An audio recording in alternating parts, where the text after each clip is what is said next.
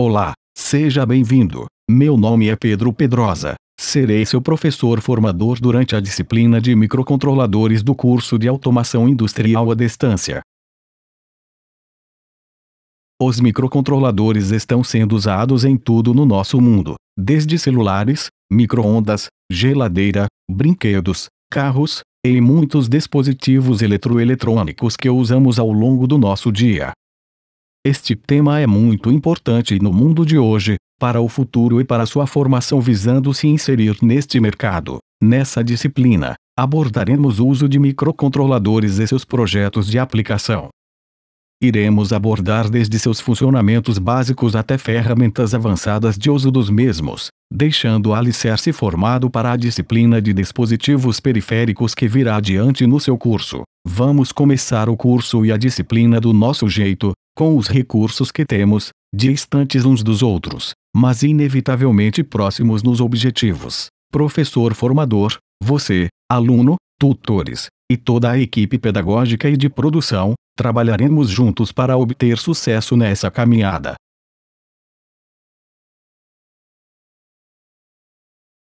Aula 1. Linguagem C para microcontroladores. Esta aula apresenta uma revisão rápida do conteúdo visto na disciplina de Lógica de Programação, onde os conceitos de linguagem C foram abordados, juntamente com o conteúdo de Lógica de Programação.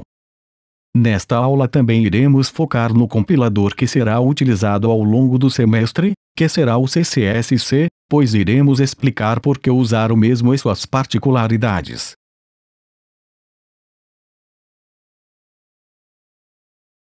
A aula 1 é composta de 4 tópicos que trazem assuntos relevantes para seu estudo: uma revisão de linguagem C, uma introdução do compilador CCSC para microcontroladores, além de introduzir 2 novos conteúdos, funções e vetores. Tópico 1. Compilador CCSC. Toda linguagem de programação necessita de um compilador para converter os comandos desta linguagem para a linguagem que o controlador entenda e possa executar os mesmos. Anteriormente, vocês utilizaram o computador como sendo o controlador gerando executáveis com seu código.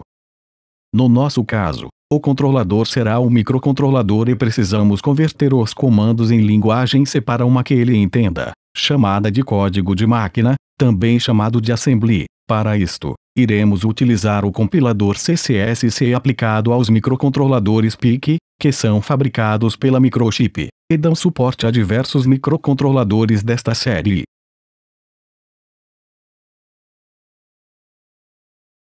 Nós iremos utilizar o compilador CCSC devido ao mesmo possuir uma interface amigável, além de permitir um melhor entendimento e facilidade para iniciantes, que é o nosso caso.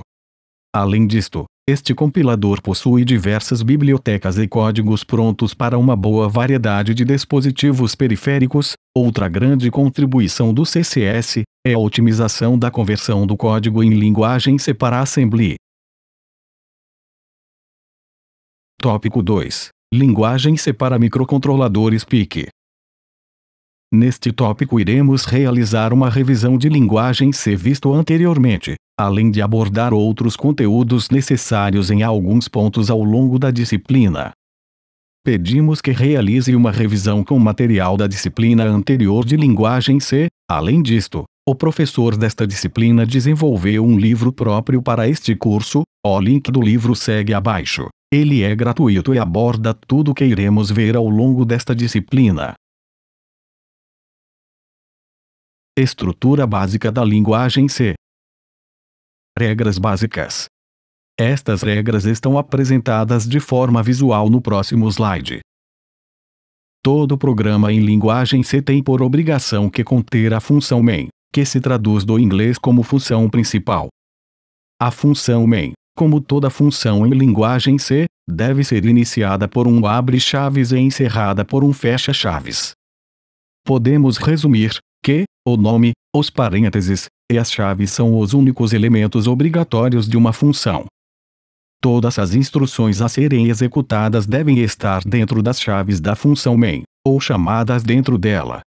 As instruções em C são sempre encerradas por um ponto e vírgula. Dito isto, vamos continuar. Comentários. Os comentários podem ser de dois tipos, em linha ou bloco. Para comentar uma linha, o comando será //. Este comentário significa que tudo que estiver naquela linha após este // não será compilado. Para comentar um bloco deve-se colocar ** para começar e ** para terminar este comentário. Tudo que estiver entre o início e fim do comentário não será compilado. Se um texto não é compilado, não será executado, servindo apenas como lembrete, explicação, enfim, como um comentário dentro do código. Identificadores.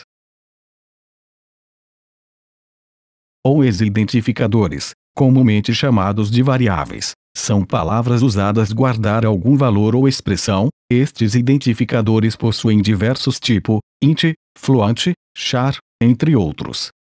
Seguem algumas regras para os mesmos, não o colocar cedilha, acento, trema, entre outros. Entenda que a escrita em linguagem C é em inglês, portanto, não existe esses sinais nela. Um detalhe importante é que não se pode começar com números, mas pode terminar com os mesmos. Sendo assim, você pode criar um identificador, ou variável, chamado A1 ou A2, mas não pode criar um chamado 2A. Identificadores comuns. Estes são identificadores da linguagem C, então não se pode criar variáveis com estes nomes.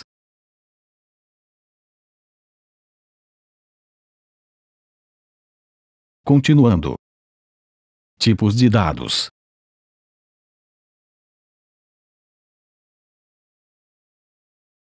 Os tipos de dados principais que iremos usar são int, float e char. Existe o char, que são caracteres. Nos aprofundaremos neste tipo quando for necessário. Existe também os modificadores de tipo, em que você pode considerar apenas os números positivos, que é um signed. Quando se deseja os números negativos, deve-se colocar o modificador signed. Quando se deseja alterar o tamanho, usamos o short para diminuir e o long para aumentar tal tamanho. O compilador CSS possui alguns modificadores específicos. Por exemplo, pode-se alterar o tamanho do tipo int, que é 8 bits para 16 ou 32, conforme apresentado abaixo. Resumindo, devemos ter cuidado com a variável que queremos. Então devemos sempre colocar a variante unsigned para termos valores de 0 a 255 utilizando o inteiro com 8 bits. Caso contrário, teremos as mesmas quantidades de números possíveis, mas começando em -128 e indo até 127, muitas vezes, isto irá causar erros no seu código em execução. Declarações de variáveis. Ao se declarar uma variável, deve-se informar seu tipo, logo em seguida deve ter seu nome seguindo as regras dos identificadores. Por fim, deve-se colocar o ponto e vírgula para encerrar o comando. Pode-se fazer isto com uma variável ou múltiplas. No momento em que se declara uma variável, também é possível iniciar a mesma com algum valor, conforme apresentado abaixo.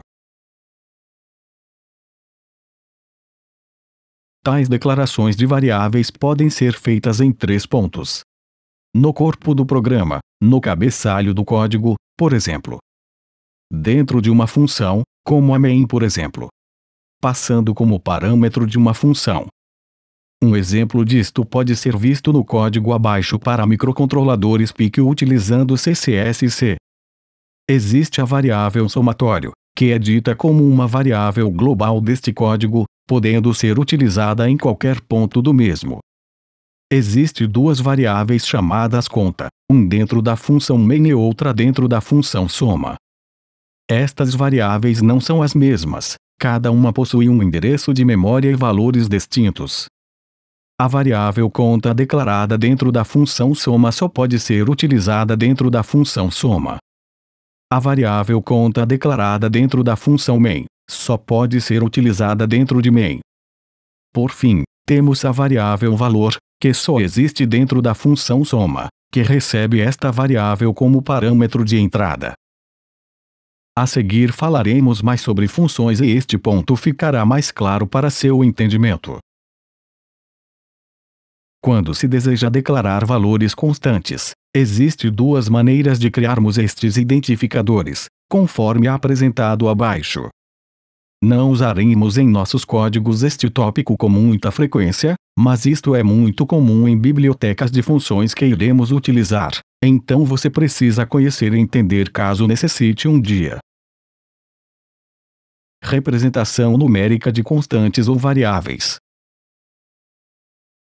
Existem vários sistemas numéricos, que vocês verão com mais detalhes na disciplina de eletrônica digital.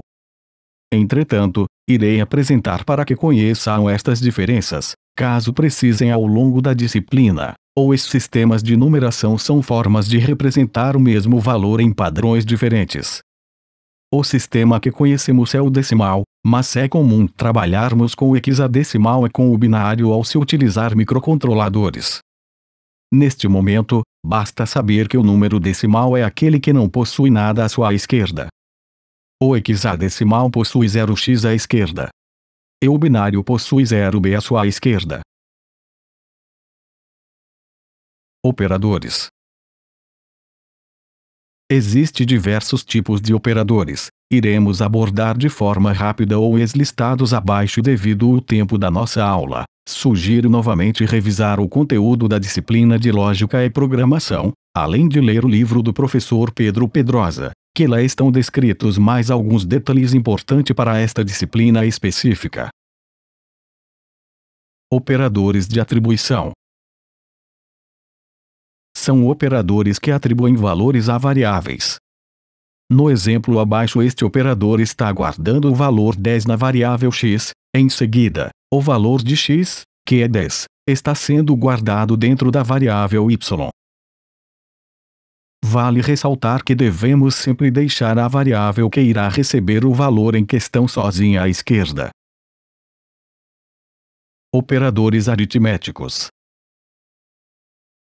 Estes operadores são usados para solucionar cálculos matemáticos dentro do código em linguagem C. Existem os comuns de multiplicação, divisão, soma e subtração, que sei que já viram.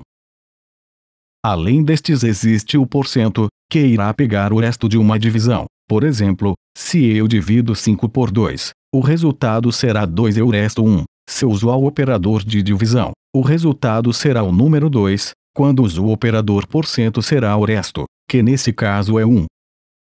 Existe também o mais e o menos. Estes servem como incremento e decremento de variáveis. Ao chamar estes comandos, uma variável incrementa seu valor em uma unidade no caso do mais e decrementa no caso menos. Por exemplo, uma variável inteira que está com valor 7, ao chamar o mais, ela passará para 8. Operadores relacionais. Estes operadores são os utilizados dentro das funções que fazem pergunta, como if, while, for, entre outros. Estes operadores servem para verificar a condição de uma variável em relação a outra, se uma variável é maior, menor, igual, diferente e outras possibilidades em relação a outra variável, ou algum valor fixo. Operadores lógicos. Muitas vezes dentro de uma condição dos comandos if, while e for, temos necessidade de realizar mais de uma pergunta para entrarmos dentro do bloco de comando. Sendo assim, utilizamos dois e comerciais quando queremos que todas as condições sejam verdade para entrar no bloco de comandos. Utilizamos duas barras na vertical quando queremos que pelo menos uma das condições seja verdade para entrarmos no bloco de comando. E o exclamação quando queremos que a condição não seja verdade para entrar no bloco de comandos. Declarações de controle. O primeiro bloco de comando é o if ou se, onde a sintaxe é apresentada abaixo. Sempre teremos uma condição dentro dos parênteses do if. se a condição for verdade, os comandos do bloco do if serão executados, caso contrário, se for falso, serão executados os comandos do bloco do else. Nem sempre teremos o else, pois o if pode vir sozinho, entretanto, o else nunca pode vir só. As chaves para indicar o bloco de comando são dispensáveis quando se tem apenas um comando dentro deste bloco. Um exemplo do if else segue abaixo. Neste exemplo, a variável tecla está sendo verificado se ela é igual ao valor rum, caso seja, a variável led irá receber valor rum, caso contrário, a variável led receberá valor 0. Vamos refletir um pouco sobre a estrutura if else. Eu posso ter um comando if dentro do else, isto é realizado quando quero que o if dentro do else seja executado apenas quando o primeiro if for falso. Caso o primeiro if seja verdade, todos os outros não serão nem analisados. Neste caso, se a condição 1 for verdade, o comando rum será executado. Caso isso aconteça, todos os outros comandos serão pulados. Caso a condição rum for falsa, a condição 2 será analisada. Se ela for verdade, executará o comando 2 e se for falsa, executará o comando 3. Peço que reflitam e analisem até seu entendimento.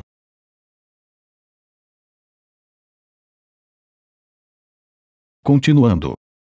Podemos ter também comandos if aninhados, estando um dentro do outro. Para exemplificar, temos o código abaixo. Neste exemplo, quando a condição é obedecida, então as funções pertencentes a este bloco de comandos são executadas. A condição 2 só será verificada quando a condição 1 for verdadeira.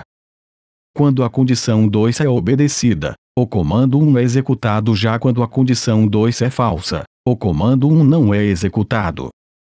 Lembro que o comando 2 não está relacionado com a condição 2, visto que o if da condição 2 não possui as chaves de início e fim, então apenas um comando pertence ao mesmo, que é o comando 1 do nosso exemplo.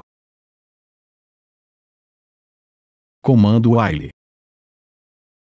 Este comando é similar ao if, em que o bloco de comandos é executado apenas se a condição for verdade. A diferença é que o if, após executar todo o bloco de comando, a execução sai desta operação e continua. Já no while, ao invés de continuar, a condição é verificada novamente, e caso continue sendo verdade, o bloco de comando será executado novamente. Assim será feito enquanto a condição for verdade. Comando do while. Este comando é similar ao while, só que ao invés de perguntar para depois realizar as operações quando for verdade, primeiro iremos executar as instruções para depois perguntar se a condição é verdade. Se for verdade, então iremos voltar para executar as instruções do bloco de comandos. Comando for. Este comando é um caso específico do while, em que em uma mesma variável, temos a inicialização, a condição e o incremento, ou o decremento. A sequência de execução será 1. Inicialização. 2. Verificar condição. Se a condição é verdade, irá executar o 3, que é o bloco de comandos. Por fim, 4. Incrementar ou decrementar esta variável. A sequência acontecerá conforme a contagem 1, 2, 3 e 4, logo em seguida, voltará para avaliar a condição em 2, caso continue verdade, vai para 3, depois 4 e assim até a condição em 2 se torne falsa, que fará esta instrução for se encerrar. Passemos para o próximo tópico. Tópico 3 funções. As funções na linguagem C são rotinas implementadas previamente para executar comandos específicos, que nos ajudará a acelerar nossas implementações e desenvolvimento dos nossos projetos. Um exemplo que vocês já usaram são as funções scanf e printf, que servem para a entrada de dados pelo teclado e saída de dados no monitor do computador, respectivamente. Estas funções estão dentro da biblioteca stdio.h, e foram implementadas para facilitar a entrada e saída de dados, e quem usa, não deve se preocupar em desenvolver estas funções novamente. Toda função possui seus dados de entrada, que ficam dentro dos parênteses, possui sua saída, que fica à esquerda do nome, possui o nome, que segue as mesmas regras dos identificadores, não podendo ter acentos, cedilha, entre outros. No exemplo abaixo, tem-se uma função chamada soma, que está em azul, tem-se o retorno de um dado inteiro, que está à esquerda do nome. Além disto, possui duas variáveis inteiro como entrada, chamadas v1 e v2. Dentro da função, uma variável res é criada e recebe a soma de v1 e v2.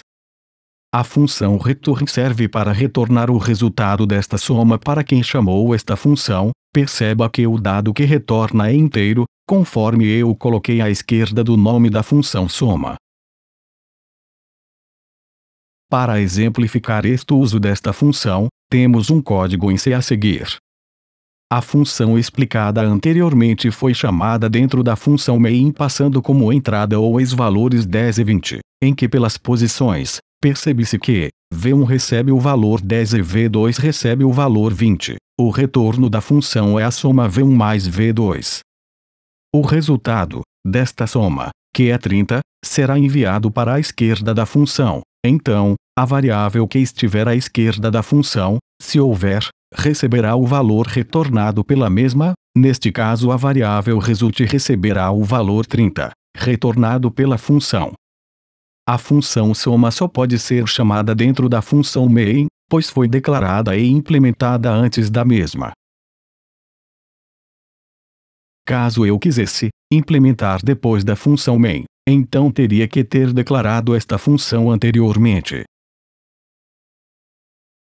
A tarefa 1 desta aula será implementar o código a seguir e explicar o mesmo.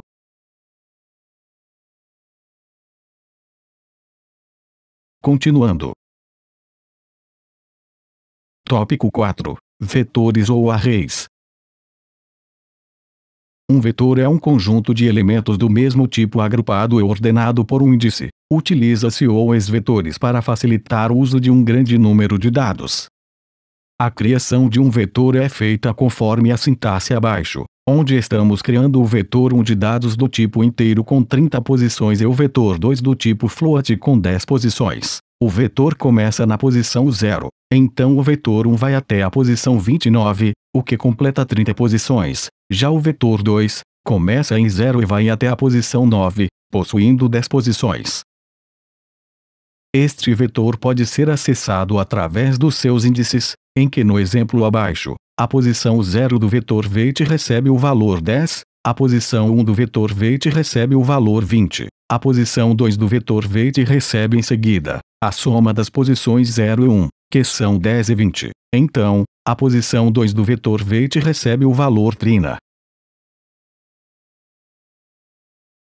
Varrer um vetor significa percorrer ele por completo. Então segue abaixo uma maneira simples de percorrer um vetor. Neste caso, estamos zerando todas as posições do mesmo. O vetor weight possui 30 posições, então faremos a variável cair de 0 a 29 através do comando for. Como a variável k está sendo usada como índice do vetor weight, então em cada iteração do for, estaremos em uma posição do vetor weight. Por exemplo, na primeira iteração, o k estará com valor 0, então ao colocarmos weight k igual a 0, estamos colocando o valor 0 na posição 0. Na próxima iteração, iremos colocar 0 na posição, depois 0 na posição 2 e assim sucessivamente até colocar 0 na posição 29. No próximo exemplo, o vetor weight tem apenas 20 posições. Sendo assim, o comando for fará o índice cair de 1 até 19. Se analisarmos, ao se colocar weight k igual a k, estamos colocando em cada posição do vetor weight, o valor do índice. Sendo assim, iremos colocar o valor 0 na posição 0, iremos colocar o valor 1 na posição 1, o valor 2 na posição 2, e assim será feito até colocar o valor 19 na posição 19. Para encerrar a aula, segue um exemplo do preenchimento do vetor com 5 posições através do teclado do computador utilizando as funções printf e scanf. Esta prática visa encontrar o maior valor do vetor. Logo depois de preencher este vetor, iremos colocar o valor da posição 0 como sendo o maior número inicialmente na variável EMA. Logo em seguida, iremos percorrer cada posição verificando se existe algum número maior que EMA. Sempre que encontrarmos um valor maior, a variável EMA será atualizada para este valor. No fim, quando sairmos do for, teremos o maior valor deste vetor dentro da variável EMA. A tarefa 2 desta aula será implementar este código em linguagem C no computador e realizar uma breve discussão sobre seu funcionamento e com suas palavras. Estas são as nossas referências usadas para esta aula, principalmente o item 4. Nesta aula, revisamos a linguagem C e nos aprofundamos em alguns pontos importantes. Não esqueçam de aprofundar seus conhecimentos nas atividades de aprendizagem. Até a próxima aula, bons estudos!